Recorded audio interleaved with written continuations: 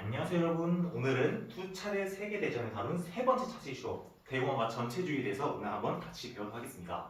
우리가 이제 1910년대의 제국주의 출발로서 이제 1945년 2차 세계대전까지 긴 흐름을 달리고 있는데 오늘 이 수업 중에 세 번째 수업인 이제 1차 세계대전과 2차 세계대전 그 사이에 있는 대공황과 전체주의라는 일에 대해서 한번 배우도록 하겠습니다.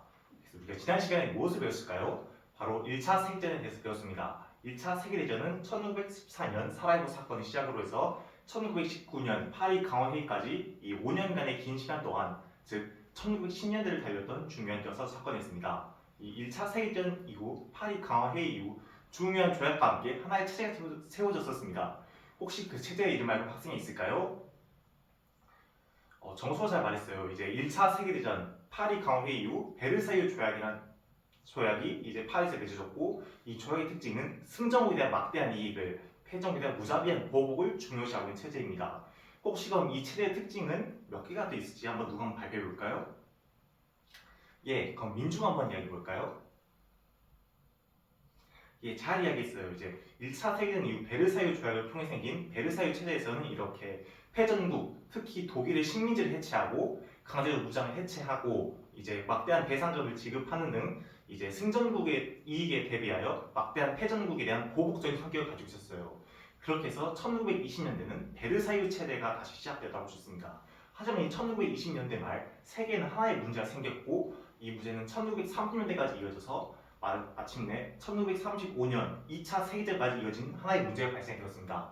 그럼 이 문제가 무엇인지 알아보기 전에 우선 1930년 다룬 사진 하나 보고 오늘 수업 시작하도록 하겠습니다. 오늘 수업의 사진은 1930년대 미국에서 찍힌 하나의 사진입니다. 이 사진을 보니까 아이들이 피켓을 들고 거리 서 있는데 혹시 이 사진 보고 여러분 어떤 생각이 드는지 한번 누가 한번 발표해 볼까요?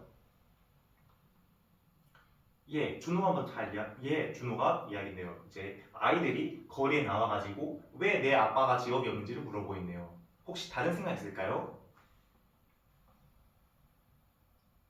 예, 미니가 잘 이야기했어요. 이제 아이들이 거리에 나온 만큼 상황이 굉장히 좋지 않고 이제 아빠가 직장이 없어서 아이들이 굉장히 어렵고 힘든 상황이다라고 말해주고 있네요.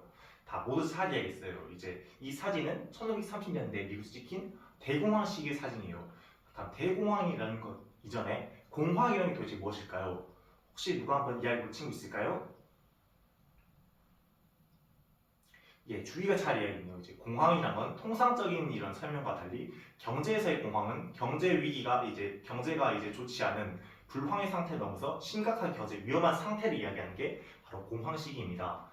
오늘 수업에서는 1920년대 말 시작하여 1930년대 전 세계를 강타한 대공황이라는 문제에 대해서 한번 알아보도록 하겠습니다. 그래서 오늘 학습 목표 한번 같이 읽어볼까요?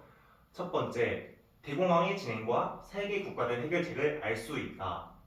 두 번째, 대공황을 해결하기 위해 여러 정책들의 배경을 설명할 수 있다. 세 번째, 사회적인 위기를 해결하기 위해서 추구해야 할 태도를 생각할 수 있다. 이렇게 오늘은 이 세 가지 학습 목표를 통해서 알아보기 위해서 1920년대 말 30년대를 방탄 하나의 문제를 가지고 그 밑에 두 가지 문제를 또 선생님이 준비해 보았습니다. 같이 한번 알아볼까요? 오늘의 문제는 바로 1930년대 세계 대공황입니다. 첫 번째 문제, 대공황이라는 문제가 왜 어떻게 일어났을까? 두 번째 문제, 대공황의 문제를 어떻게 해결해야 하는가? 이렇게 한번 이 문제를 한번 왜 일어났는지에 대해서 알아보고 이 문제를 어떻게 해결해야 되는지 각자 여러분의 생각을 한번 펼쳐보는 시간을 오늘 수업에서 가져보도록 하겠습니다. 다음 문제 우리가 알아볼 거는 첫 번째 문제입니다. 대공황이 어떤 문제인가? 그럼 이 문제가 어떻게 일어나는지 한번 우리 교과서를 통해 알아보겠습니다. 오늘이 12월 17일이니까 이제 17번 어징한 교과서 읽어보도록 할게요. 이제 교과서 한 장을 전체적으로 쭉 한번 큰 소리로 읽어보도록 하겠습니다.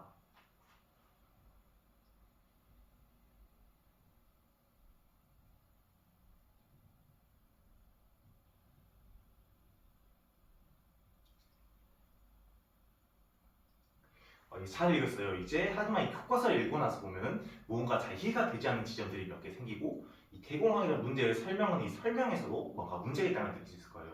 혹시 여러분이 생각하기에 방금 읽은 교과서 부분에서 어떤 문제가 있었다 혹은 이 문제에서 해결되지 않는 누가 한번 발표해 볼 수 있을까요?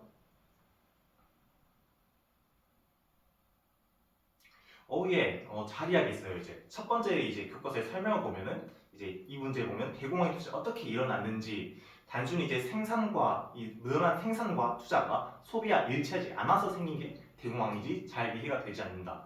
또 다른 원인이나 문제가 있을지 궁금하다라는 답변을 잘 해줬어요. 혹시 다른 생각 있을까요? 예, 규빈이가 잘 이야기해줬어요. 이제 규빈이가 이야기하기를 이제 세공학이라는 게 세계적인 문제인데 이 교과서의 설명에서 보면 지나치게 미국 중심적인 설명이다. 그럼 도대체 이 세계가 어떻게 유럽이 대공황 맞았는 데서 잘 이해할 수 없다라고 이야기하고 있네요. 예, 둘 다 잘 이야기했어요. 대공황이 왜 일어난지 어떻게 일어난지 알기 위해서는 우선 이제 문제의 원인 알기 위해서는 문제가 일어났던 상황 1910년대부터 1903년 세계가 어떻게 교역했는지 알아보겠습니다. 그렇다면 첫 번째 이 문제를 해결하기 위해서 또 다른 이제 세부적인 문제 하나의 질문. 1910년대 세계는 도대체 어떻게 무역하였을까? 혹시 이 당시 이제 세계가 지금처럼 통합된 화폐를 쓰는 것도 아니고 나라마다 돈이 달랐는데 과연 어떻게 무역했을지 누가 한번 생각하고 발표해 볼 수 있을까요? 은이라는 것도 참 훌륭하네요. 이제 옛날에 보면 이제 18세기 말, 즉 17세기 말, 즉 1800년대 말에는 은으로 이제 유럽과 중국이 무역하게 됐죠. 하지만 은은 아쉽게도 정답이 아닙니다. 잘 이야기했어요. 이제 1910년대부터 이제 세계가 사실 무역할 수 있던 원동력은 바로 금이에요. 이 당시 세계는 금 본위제라고 해서 금을 기준으로 해서 이 금 무게와 동일만큼의 화폐를 교환하는 일종의 금과 화폐를 물물 교환해서 다시 또 금으로 다른 화폐를 또 교환하는 이런 방식으로 무역을 했습니다. 그렇다면 이 1910년대 금으로 도대체 세계가 교역하는 것과 대공황의 문제, 어떻게 대공황이 일어났고 어떻게 유럽이 생겨난지 한번 어떤 관계 있을지 한번 누가 한번 생각해 볼 수 있을까요?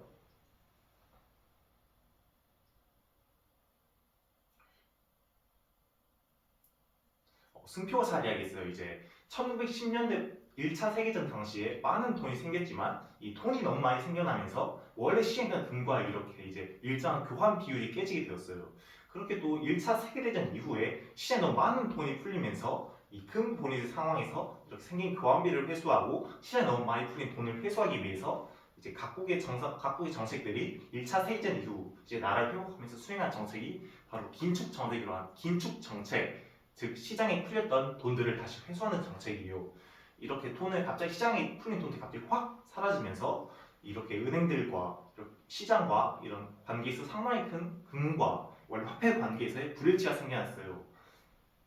이러한 금과 화폐의 불일치를 통한 이 급격한 긴축 정책이 이제 미국에서 시작되고 전 세계로 뻗어나가면서 이렇게 화폐의 가치가 무너지고 은행에 굳이 돈을 넣어둘 필요가 없으니까 은행 사람들도 갑자기 막 빼려고 하고 그렇기 때문에 은행이 무너지면서 바로 1910년대 이렇게 과도한 생산과 투자가 소비와 불시에 생긴 게 아니라 큰 본위제를 가진 문제점 해소하기 위해서 시장에 너무 많이 풀린 돈을 회수하는 긴축 정책으로 금과 화폐의 교환비를 일치시키기 위해서 이렇게 한 긴축 정책이 바로 대공황의 진짜 원인이에요. 그렇다면 이제 대공황이 이렇게 금 본위제를 지키기 위한 긴축 정책을 통해서 했었던 만큼 대공황의 원인과 유럽의 확산 과정을 알았으니 그렇다면 이제 대공황이라는 문제를 과연 당시에 여러분이 1930년대 사람이면 어떤 문제를 해결할 것인지를 한번 생각해본 시간 가지고 하겠습니다.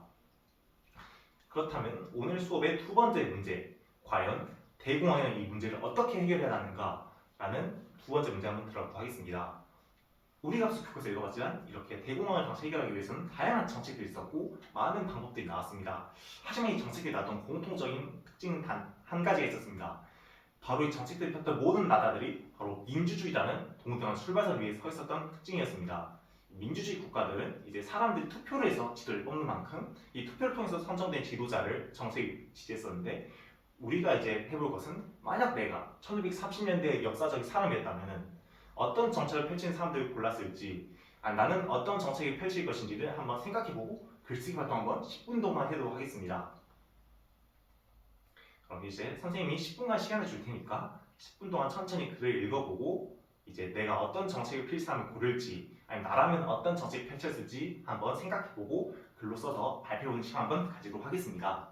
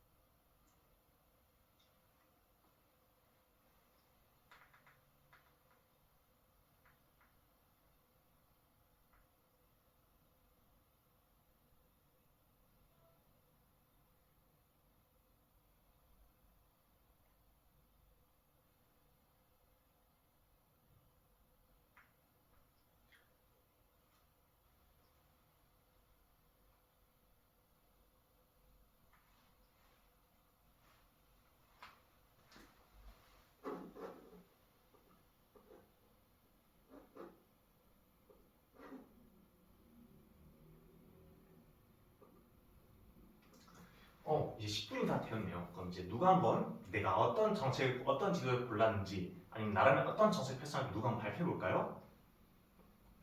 점수 한번 먼저 발표해 볼까요?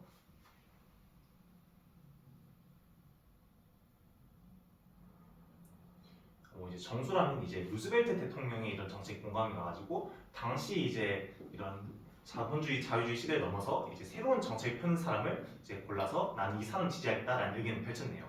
혹시 다른 생각 있다면, 아니 나는 다른 방법을 골랐다 하면 누가 한번 더 발표해 볼까요?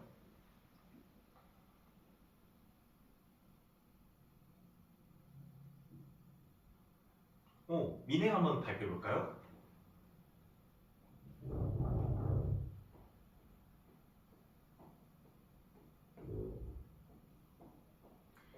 미래는 이제 어차피 일단 전쟁을 해결하기 위해서는 국내 산업을 확실히 증식시킬 수 있는 방법인 전쟁을 골랐네요. 이제 한 명은 이제 민주주의에서 시장은 이제 사회의 약자를 더 지키는 정책을 골랐고 다른 한 사람은 전쟁을 이제 해서 이런 방법을 통해서 전쟁 경제를 통해서 경제를 활성화시키자라는 의견을 골랐네요. 일단 두 학생 모두 발표 잘 들었고요. 다 자기 이야기를 충실하게 잘 정리해서 잘 발표했어요. 그렇다면 이제 오늘 수업에서 무엇을 했는지 다시 한번 정리해 볼까요? 이제 오늘 수업은 경제 대공이라는 1920년대에서 30년대 세계적인 큰 문제에 대해서 다뤄봤어요. 이제 이 문제가 어떻게 일어나는지를 이제 대공황의 원인과 그 전개 과정을 다루고 있었던 핵심적인 소재인 금을 통해서 이 원인을 알아보고 그리고 이제 이 문제 어떻게 해결할지 나라면 어떤 역사적인 해결책을 골랐을지 이걸 한번 여러분이 직접 글 쓰고 발표하는 시간을 통해서 오늘 수업을 가져봤어요. 그럼 이제 오늘 수업을 정리하기 전에 한번 수업의 내용들을 선생님 몇 가지 질문을 던져볼 테니까 생각나는 사람은 바로 손을 들고 발표해 주면 좋겠어요. 이제 블록 정책을 펼쳤던 영국과 프랑스의 공통점은 무엇일까요? 대현이가 손을 빨리 들었네요. 발표해 볼까요? 잘 말했어요. 이렇게 블록 정책을 펼쳤던 영국과 프랑스의 공통점은 식민지가 많았던 나라들이었어요. 이렇기 때문에 이 식민지가 많았던 블록 정책의 나라들은 자기들끼리 알아서 교역망을 세울 수 있었기 때문에 다른 정책이 별도로 펼치지 않아도 이렇게 다른 나라 무역 일체를 차단하는 이런 경제 보호 무역 정책을 펼쳤던 거예요. 그리고 이제 다른 두 번째 질문. 이제 전체주의를 펼쳤던 세 개의 나라를 한번 누가 순서대로 말해볼 수 있다. 손 들고 발표해 볼까요? 민경이 빨랐네요. 세 나라가 뭐 차례로 이야기해 볼까요?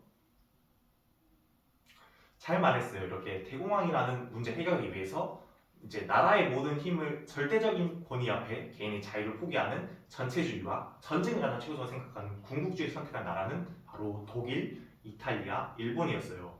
이렇게 그러면 오늘은 이제 이 대공황 문제 해결하기 위해서 전체주의를 택하고 궁극주의를 선택하여 일체의 개인의 자유를 배격하고 전쟁을 선택한 나라들이 선택한 결론인 2차 세계대전을 다음 수업 통해서 알아보도록 하겠습니다. 긴 수업 고생 많았고 오늘 수업 여기서 마무리하겠습니다. 감사합니다.